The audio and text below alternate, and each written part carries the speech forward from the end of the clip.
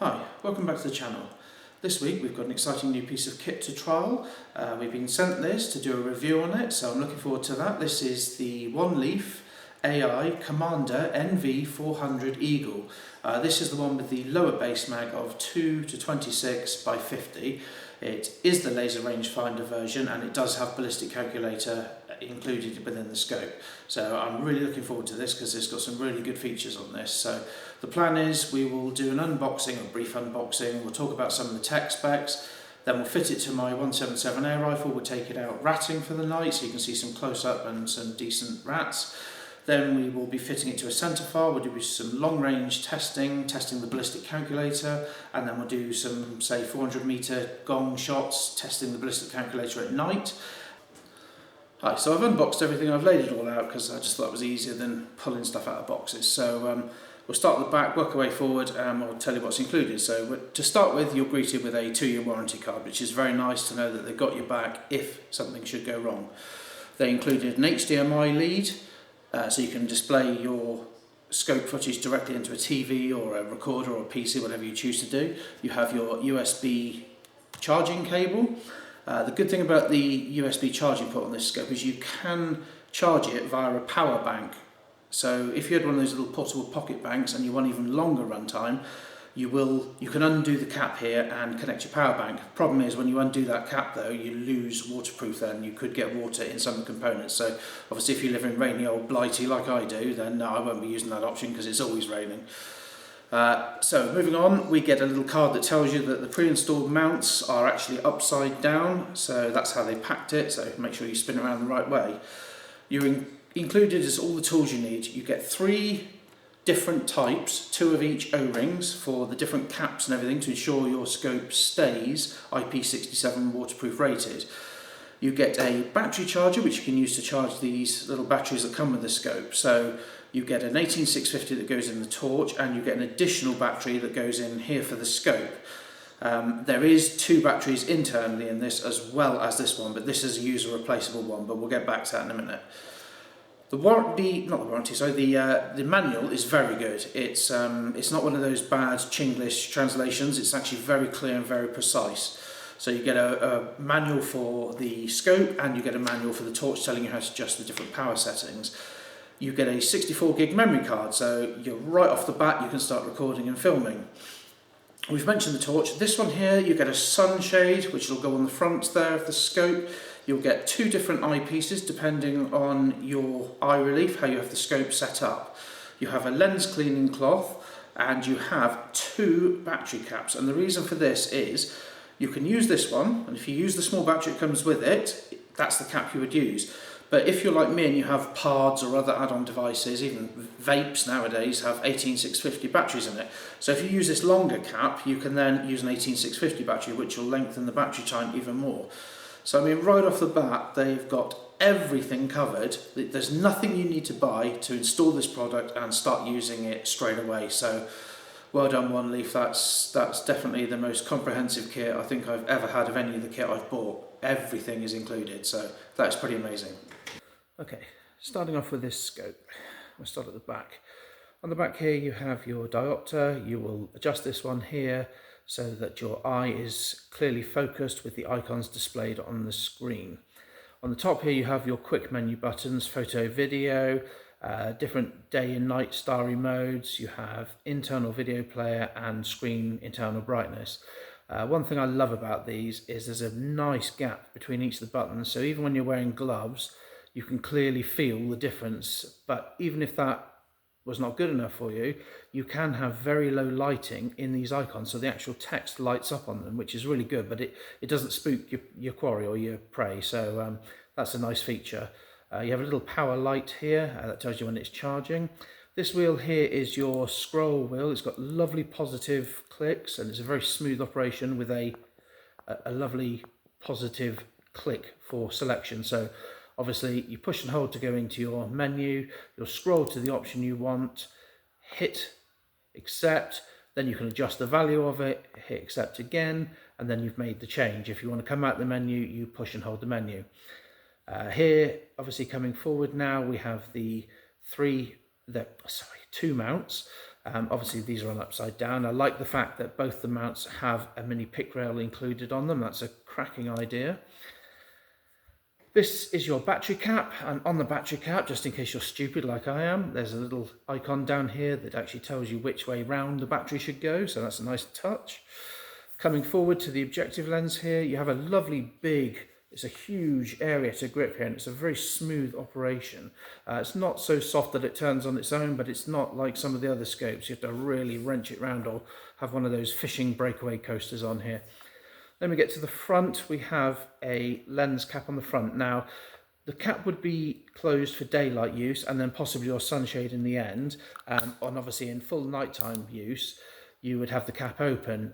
This is one of the things I'm not so keen on, because this scope cap here, this hole in the middle, which is for the sunshade, the problem is when this is on your back facing upwards and you're out shooting at night and you get caught in a rain shower, obviously water will fill up and collect on your lens in here. So that's one thing I would rather have had a clear lens across the front, and then either a screw-in just sunshade instead of having it all in one. But I can see why they've done it, but that's just a personal thing.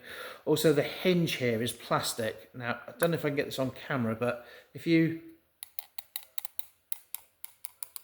can hear it. So obviously it's got to be tight because you don't want this flapping around. But on the same token, I don't know how long that will last before it does come loose through wear and tear. And obviously it can make a bit of, if you open it quickly, you don't get the noise, but if you're sort of slowly do it, you can actually make quite a lot of noise from it. Okay, let's spin around the other side. And then on this side you have the laser rangefinder.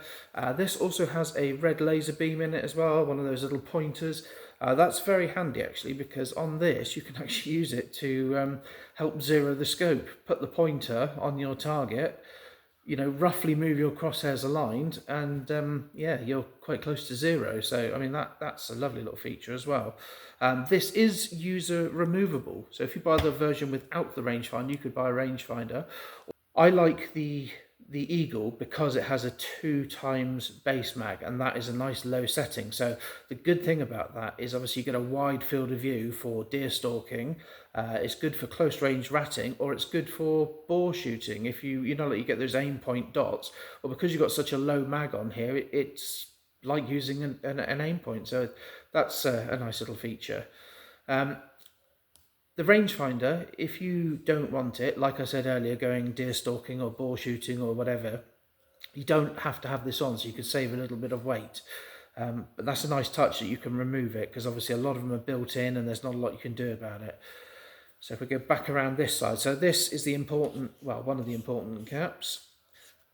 So if I just unscrew this for you. So you'll see on here, you have your HDMI port out. This is your charging port. Under this little rubber cap here, that is where your micro SD card comes. And then there's a tiny little reset button should you have to ever forcibly set it back to zero to a manufacturer's state. So that's all included under here. But like I said, there is O-rings in here, which you can just see here. So obviously that's what helps keep it waterproof. So keep an eye you don't get dust and grit inside this. But yeah, I mean, looking around the scope, one I missed earlier, this is your power button. Long press, power on, long press, power off, or when it's on, a quick press puts it in sleep mode, and a quick press wakes it back up again. So that's a quick walk around. So some of the features that this camera has, it has the Sony Starvis CMOS camera in here. Now that is a camera that's been specifically designed for low level light, and it's a good branded camera, so you know you're going to get a reasonably good, well, pretty good image out of this. The sensor of the camera is 3864 by 2228 in resolution. The internal display screen on this, the bit you actually look at, is 1280 by 960. The minimum focus and range this will go down to, parallax down to, is 5.5 yards. So again, that is ideal for close range ratting. It also then focuses back out to infinity. The eye relief on the back here is 45 to 70 millimeters. That's a good usable amount, hence why you get the two different eye cups. You can store up to 6 gun profiles on this, so you can put this on different guns, or you can use it for, say, different ammunition. So like, say if you're using a heavy slug one day and a light pellet the other, you can have 2 different profiles with just the switch of a button. So I like that. There's 3 modes on this. You have day mode, starry mode, and night mode. The starry mode is actually quite clever. If it's a good moonlit night, you can actually use the scope without the need of an IR torch. It's very good, and it actually does work, and we're going to try and show this off when we're not raining in the UK. You have the photo resolution takes up to 48 megapixels, and the video, it records in 4K 120 frames per second, 4K 60 frames per second, 4K 30 frames per second, and full HD in 30 frames per second. Now, I find the best bit at night, setting at night, is for the 4K 30 frames per second. I find if you use the 120, it's good in daylight, but remember, if you're going to start shooting in 4K 120 frames per second, it's going to zap a lot of memory, so you're going to want a bigger card, and this does support up to 256 gigabytes, so you'd want like an ultra fast read card and a larger storage. So I mean, if you're using 4K 30, which is what I use, that's plenty good enough for really clear footage, and obviously it doesn't zap huge amounts of space on your card. So the photo format is in a JPEG, and the film video format is an MP4. I've said the micro card. It has a built-in microphone. It has a 3D gyroscope, an electric compass. We've mentioned before, you have 2 batteries that are built in eternally, plus the little one they give you, which is user replaceable. That will give you up to 9 hours of constant use, so that's good. All the batteries are supplied, as I said before, along with the torch batteries. The torch lasts around about 4 to 6 hours, depending on what setting you have it on, because you have 3 power levels of brightness here, but we'll go back to that one. Charging is a 5-volt cable via USB. The scope body, should you choose not to use the rings that come with it, is a 30mm body, so that's ideal, because 30mm you can have pretty much any choice of rings you like. It's IP67 waterproofing. The maximum caliber this scope can be used on is a 308 centerfire rifle, and the scope without the mounts fitted is 2.4 pounds, so there is a weight to it, but it's not excessive. Obviously, if you're going to use this on a really light air rifle, then you're certainly going to know it's on there. So that's some of the specs and some of the features of the scope. It's a very nice looking scope. I do quite like it, I've got to admit. I like the setup. I like the fact I haven't got to reach onto the top here to access the menus. It's right back here where my fingers are, and I can quickly adjust things. And that's a really nice feature. So that's the scope. Let's go and have a look at the torch.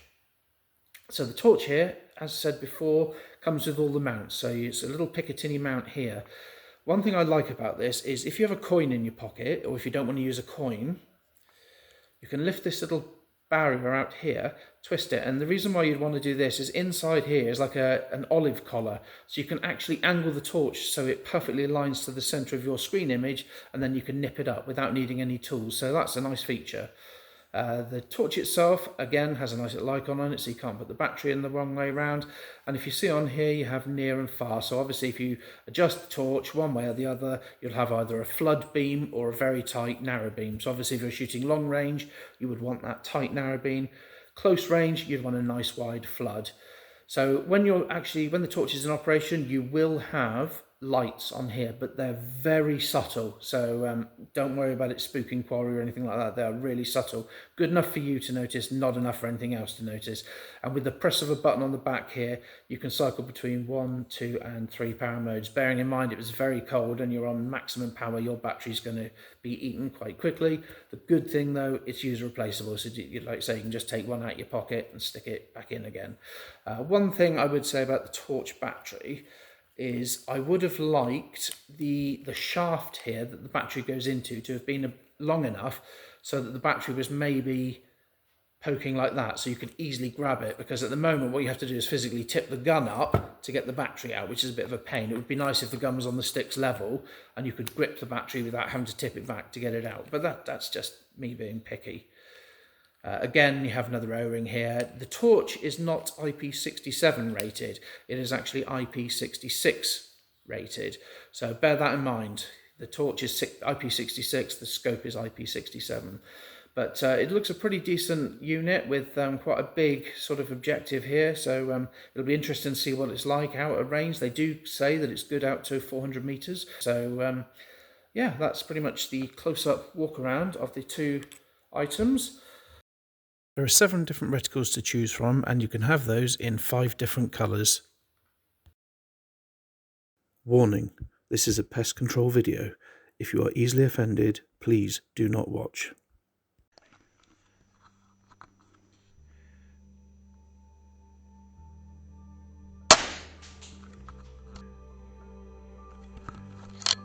Yep.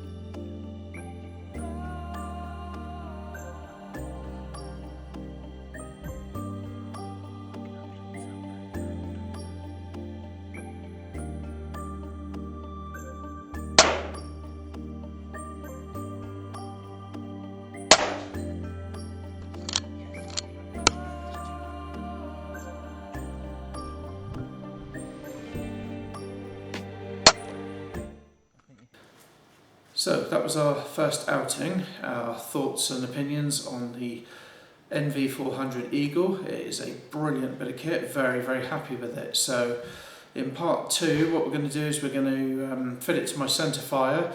We'll go through setting up the ballistic calculator. We'll do some long range testing, measuring the drop and make sure the ballistic calculator is going where it should do. We then intend to take it out at night, do the same thing again. We'll use it at night and test the ballistics, and then take it foxing. So that's to come in the next video.